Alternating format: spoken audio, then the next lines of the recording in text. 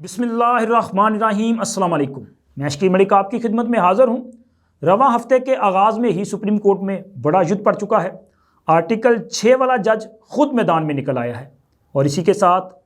منصور علی شاہ صاحب، جنہیں ہم شاہ جی کہتے ہیں،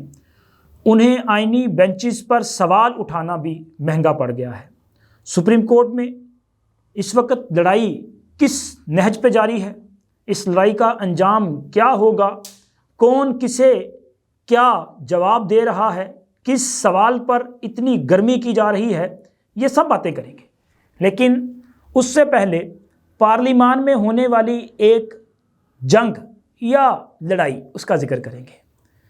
ایک تو پارلیمان میں پارلیمنٹیرینز کے مابین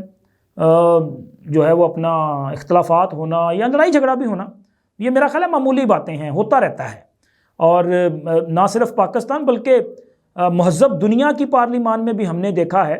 کہ وہاں پہ کرسیاں چل جاتی ہیں، وہاں پہ باقاعدہ طور پہ ہاتھا پائی ہو جاتی ہے، لوگ زخمی ہو جاتے ہیں۔ لیکن جو خبر میں نے آپ کے سامنے رکھنی ہے وہ پارلیمنٹیرینز کے مابین لڑائی نہیں ہے، بلکہ پارلیمنٹیرین کی آئی جی اسلام آباد کے ساتھ لڑائی ہے، اور اس لڑائی کا انجام بھی اچھا نہیں ہوگا، کیونکہ اس لڑائی میں جس طرح سے ایک دوسرے کو مخاطب کیا گیا، جو دھمکیاں دی گئیں، ان کے نتائج خوفناک ہو سکتے ہیں۔ قومی اسمبلی کی قائمہ کمیٹی کا اجلاس تھا، کل یہ اجلاس ہوا، اور اسلام آباد میں امن و امان کی صورتحال کے حوالے سے آئی جی اسلام آباد اجلاس میں موجود تھے، اور کمیٹی کے چیئرمین راجہ خرم نواز صاحب جو ہیں، انہوں نے ان سے سوال پوچھا کہ جی اسلام آباد میں اسٹریٹ کرائم میں اضافہ ہو رہا ہے، امن و امان کی صورتحال بڑی خراب ہے، پولیس کیا کر رہی ہے؟ تو جس پر انہوں نے یہ بتایا کہ جی پولیس جو ہے وہ اپنا کام کر رہی ہے، لیکن چونکہ ابھی آپ دیکھیں کہ حالیہ ایام میں کس قسم کی صورتحال کا سامنا کرنا پڑ رہا ہے۔ اسپیشلی انہوں نے کہا کہ یہاں پہ جو اسلام آباد پہ یلغار کرنے آتے ہیں، ان کے حملوں کو روکنے میں پولیس مصروف رہتی ہے، تو اس وجہ سے بھی اسٹریٹ کرائم جو ہے اس میں اضافہ ہوا ہے۔ اب یلغار کا لفظ استعمال کرنے پر کمیٹی چیئرمین صاحب جو ہیں وہ غصے میں آئے، اور اس معاملے پہ جو ہے کافی زیادہ جو ہے وہ سخت جملوں کا تبادلہ ہوا دونوں طرف سے۔ کمیٹی چیئرمین صاحب نے بھی بڑے تلخ جملے استعمال کیے، پھر آئی جی صاحب نے بھی ان کے جواب جو ہیں بڑی تلخی کے ساتھ دیے۔ ایون کہ معاملہ اس حد تک گرم ہوا کہ کمیٹی چیئرمین صاحب نے آئی جی صاحب کو بڑے سخت الفاظ میں مخاطب کرتے ہوئے کہا کہ مسٹر آئی جی، آپ نے یونیفارم پہنی ہے، اگر آپ نے یونیفارم نہ پہنی ہوتی تو اجلاس سے اٹھا کر باہر پھینک دیا جاتا۔ یہ بہت بڑی بات ہے، اور جس طرح یہ بات کی گئی یہ نہیں ہونی چاہیے تھی۔ ہمارے پارلیمنٹیرین ہمارے لیے باعث عزت اور تکریم ہے، ان کی عزت پر بھی کسی قسم کا سمجھوتا نہیں کیا جا سکتا، لیکن آئی جی کا عہدہ بھی قابل احترام ہے، قابل عزت ہے۔ ان کو بھی مخاطب کرنے کے لیے ایک انداز جو ہے مہذبانہ انداز یہ اپنایا جانا چاہیے، اور اس قسم کی جو آبزرویشنز دی جاتی ہیں کہ جی حالات جو ہیں وہ خراب ہیں، لوگ تھانوں میں جانے سے ڈرتے ہیں، مطلب ایک پارلیمانی کمیٹی کے سربراہ کی طرف سے ان کے اثرات ہوتے ہیں۔ اب کل کلاں معاملہ جو ہے وہ مطلب کسی اس طرف نکل جائے کہ راجہ خرم نواز صاحب یا کمیٹی کے ممبران جو ہیں ان کے خلاف کوئی مقدمہ نکل آئے، تو پھر اسلام آباد پولیس ان کو گرفتار کرے یا گرفتاری کے لیے کوئی کارروائی کرے، تو پھر کہا جائے گا جی ہم نے یہ کہا تھا اس لیے یہ کیا گیا۔ تو میرا خیال ہے احتیاط سے کام لیا جانا چاہیے، پہلے ہی بہت سارے جو معاملات ہیں وہ خراب ہیں، تو ہمیں تو اس ملک کو اس وقت یہ جو لڑائی جیسی صورتحال ہے، اختلافات ہیں، ان سے نکالنا ہے اور حالات کو بہتر کرنا ہے۔ تو اس جہاں پر بھی ہمارے جو پارلیمنٹیرینز ہیں انہیں میچورٹی کا مظاہرہ کرنا چاہیے۔ اور جہاں تک لڑائی اور یدھ کا معاملہ ہے تو سپریم کورٹ میں ماشاءاللہ یدھ ختم ہونے کا نام نہیں لے رہا، کیونکہ قاضی فائز عیسیٰ کے دور میں یہ جو اختلافات تھے وہ باقاعدہ طور پہ لڑائی کی صورت اختیار کر گئے، اور بالکل قاضی فائز عیسیٰ کے آخری ایام میں ہم نے دیکھا کہ چیف جسٹس اور سینئر پیونی جج کے مابین جو ہیں وہ اختلافات اس حد تک تلخ ہو چکی تھی معاملات کہ ایک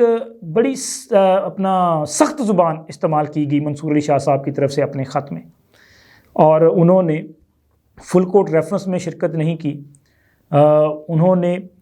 جو ہے اس کے علاوہ جو حلف برداری تھی نئے چیف جسٹس کی اس میں شرکت نہیں کی، عمرے کی ادائیگی کے لیے باہر چلے گئے. تو وہ معاملات جو ہیں لگ یہ رہا تھا کہ شاید کچھ بہتر ہو جائے، چونکہ یحییٰ آفریدی صاحب نے جیسے ہی حلف اٹھایا تھا تو انہوں نے کوشش کی تھی کہ منصور علی شاہ صاحب کے جو اعتراضات ہیں ان کو دور کیا جائے. انہوں نے منیب اختر صاحب کو کمیٹی میں شامل کیا تھا. منصور علی شاہ صاحب کو فل کورٹ جو ریفرنس ہوا، میٹنگ ہوئی، اس میں منصور علی شاہ صاحب کا جو کیس مینجمنٹ پلان تھا اس کو انہوں نے اڈاپٹ کیا، اور منصور علی شاہ صاحب کو اے ڈی آر کمیٹی کی چیئرمین شپ جو ہے یہ ان کو دی. تو مطلب ان کے لیے انہوں نے جو ہے ایسے فیصلے کیے کہ جن سے منصور علی شاہ صاحب جو ہیں ان کا غصہ ذرا ٹھنڈا ہو جائے. لیکن اس کے ریٹرن میں کیا ہوا کہ منصور علی شاہ صاحب نے واپس آتے ہی منیب اختر صاحب کے ساتھ مل کے سازشیں شروع کر دیں، اور یحییٰ آفریدی صاحب کو ہی انہوں نے جو ہے عہدے سے فارغ کرنے کے لیے ہر حد تک جانے کا فیصلہ کیا. حالانکہ ان کو پتہ تھا کہ ان کے پاس قانونی طور پہ یہ اختیار نہیں ہے کہ وہ ججز کمیٹی کی میٹنگ بلائیں یا کہ وہ کسی بھی کیس کو فکس کرنے کے حوالے سے احکامات جاری کریں. لیکن انہوں نے یہ کیا. پھر چونکہ 26ویں آئینی ترمیم ہو چکی تھی اور نافذ العمل ہو چکی تھی، 26ویں آئینی ترمیم کے تحت وہ سپر سیڈ ہو چکے تھے، یحییٰ آفریدی صاحب چیف جسٹس بن چکے تھے، آئینی بینچ قائم کرنے کے حوالے سے فیصلہ ہو چکا تھا، اور یہ فیصلہ ہو چکا تھا کہ اب کسی بھی آئینی کیس کی سماعت جو ہے وہ ریگولر بینچ نہیں کرے گا بلکہ آئینی بینچ جو ہے وہ سماعت کرے گا. لیکن اس کے باوجود انہوں نے کہا کہ 26ویں آئینی ترمیم کا کیس جو ہے یہ بہت اہم کیس ہے، اسے سماعت کے لیے مقرر کیا جائے اور فل کورٹ کے سامنے سماعت کے لیے مقرر کیا جائے. مقصد کیا تھا؟ مقصد تو یہی تھا نا کہ جی 26ویں آئینی ترمیم کا جوڈیشل ریویو کیا جائے اور 26ویں آئینی ترمیم کو اپنا ریورس کیا جائے. ظاہر ہے اگر 26ویں آئینی ترمیم جو ہے وہ ختم ہوتی ہے تو اٹس مین کہ پورے کا پورا پروسیس جو ہے وہ ریورس ہو جائے گا. یحییٰ آفریدی صاحب جو ہیں وہ چیف جسٹس نہیں رہ سکیں گے. پھر اس کے علاوہ آئینی بینچ کی تشکیل جو ہے یہ تو کہیں میٹر ہی نہیں کرے گی، تو سارا معاملہ جو ہے وہ ریورس ہوگا. تو یہی وہ چاہتے تھے، لیکن وہ نہیں ہو پایا. تو اس کے بعد بھی کوشش کی جاتی رہی کہ ہم نے ہر صورت سپریم کورٹ میں کوئی نہ کوئی سین کریٹ کرنا ہی کرنا ہے. اور ویسے میرا تو یہ خیال ہے کہ آئندہ بھی اس قسم کی جو اپنا کوششیں وہ ہوتی ہوئی نظر آئیں گی، کیونکہ کل بھی ہم نے دیکھا کہ سپریم کورٹ میں جسٹس منصور علی شاہ صاحب جو ہیں جو کہ کورٹ روم نمبر 1 میں تھے، اور یحییٰ آفریدی صاحب چونکہ سپریم کورٹ اسلام آباد میں نہیں تھے تو لہٰذا انہوں نے ایک کیس کی سماعت کے دوران جو ریمارکس دیے اور انہوں نے کہا جی ہم بھی آئینی کیسز سن سکتے ہیں،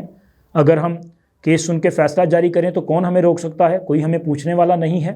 اور ہم تو نظر ثانی کی جو درخواستیں ہیں ان کو بھی سماعت کے لیے مقرر کر سکتے ہیں. اٹس مین کہ وہ یہ اشارہ دے رہے تھے کہ کسی وقت بھی اس پر عمل درآمد بھی کیا جا سکتا ہے. تو میں نے خیر کل بھی جو ویڈیو آپ دوستوں کے ساتھ شیئر کی تھی اس میں یہ بات کی تھی کہ اگر قاضی فائز عیسیٰ صاحب ہوتے تو فوری طور پہ جواب دیتے، کیونکہ یہ ٹیسٹر لگایا جاتا ہے، یہ چیک کرنے کی کوشش کی جاتی ہے کہ کرنٹ آ رہا ہے نہیں آ رہا، رسپونڈ آ رہا ہے نہیں آ رہا. اور قاضی فائز عیسیٰ صاحب اس قسم کی جو بریک چالیں ہوتی ہیں ان کو بخوبی سمجھتے ہیں. اور امین الدین خان صاحب یہ قاضی ثانی ہیں. میں نے پہلے دن بھی ان کے بارے میں یہی رائے دی تھی کہ یحییٰ آفریدی صاحب تو خیر معاملات کو جو ہیں وہ کسی اور انداز میں ٹیکل کرنے کی کوشش کرتے ہیں، لیکن امین الدین خان صاحب جو ہیں وہ بالکل قاضی فائز عیسیٰ صاحب کی طرف فوری طور پہ رسپونڈ کرتے ہیں. وہ موقع نہیں دیتے کہ جی دوبارہ آپ اٹیک کریں. آپ دیکھیں کہ منصور علی شاہ صاحب نے ریمارکس دیے اور پھر کہا کہ نہیں ہم تو گپ شپ کر رہے تھے، لیکن انہوں نے اس پوری کنورسیشن کو گپ شپ کے طور پہ نہیں لیا، بلکہ انہوں نے 6 نومبر کو ہونے والی جو ججز کمیٹی کی میٹنگ ہے اس کے میٹنگ منٹس جاری کر دیے. کیوں کیے؟ تاکہ وہ یہ بتا سکیں کہ ہم اپنا کام کر رہے ہیں. اور اس میٹنگ میں چونکہ جمال خان مندوخیل صاحب موجود نہیں تھے، وہ چائنا میں تھے، اب چونکہ واپس آ چکے ہیں، ہوپ فلی کہ اگلے 1-2 دن میں میٹنگ بھی ہو جائے گی اور تب تک کیس جو ہیں وہ بھی شارٹ لسٹ کر لیے جائیں گے. چونکہ وہ جو 6 نومبر کو میٹنگ ہوئی تھی اس میں آرٹیکل 184 184 اور اسی طرح 186 کے جو کیسز ہیں انسانی حقوق والے، 189 جو ہے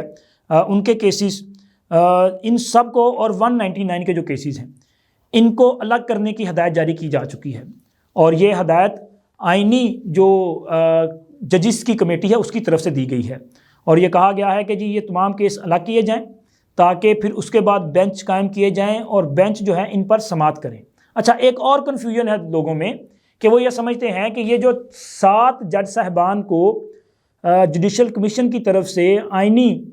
درخواستوں کی سماعت کے لیے نامزد کیا گیا ہے، یہ ایک 7 رکنی بینچ ہے۔ یہ بینچ نہیں ہے، بینچ بنانے کا اختیار ججز کمیٹی کے پاس ہے۔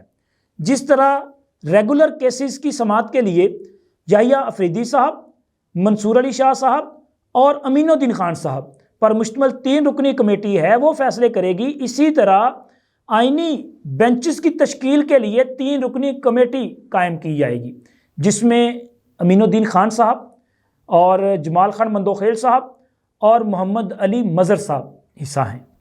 یہ کمیٹی ڈیسائیڈ کرے گی کہ کون سے کیسز سماعت کے لیے مقرر ہونے ہیں۔ ابھی تو سپریم کورٹ میں جتنے بھی پینڈنگ کیسز ہیں ان کو جو ہے وہ اپنا ان پہ ایک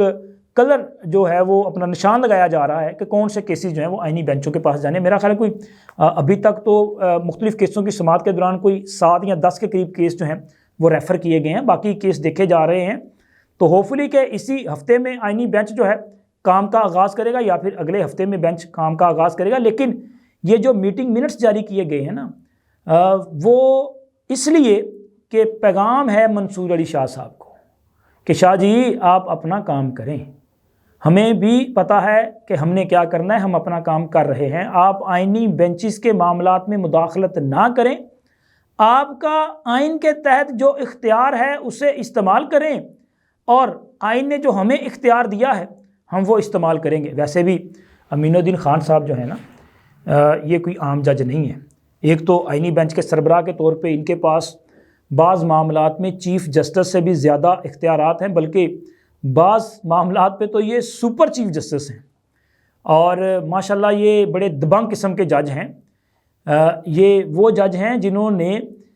مخصوص نشستوں والے کیس میں اختلافی نوٹ جاری کیا تھا، اور جس میں انہوں نے کہا تھا کہ یہ جو جج صاحبان قرار دے رہے ہیں کہ سنی اتحاد کونسل کی اس درخواست پر سنی اتحاد کونسل کو نشستیں نہیں مل سکتی، لیکن اصل حقدار جو ہے وہ تحریک انصاف بنتی ہے، یہ آئین کی مختلف شقوں کو معطل کر رہے ہیں،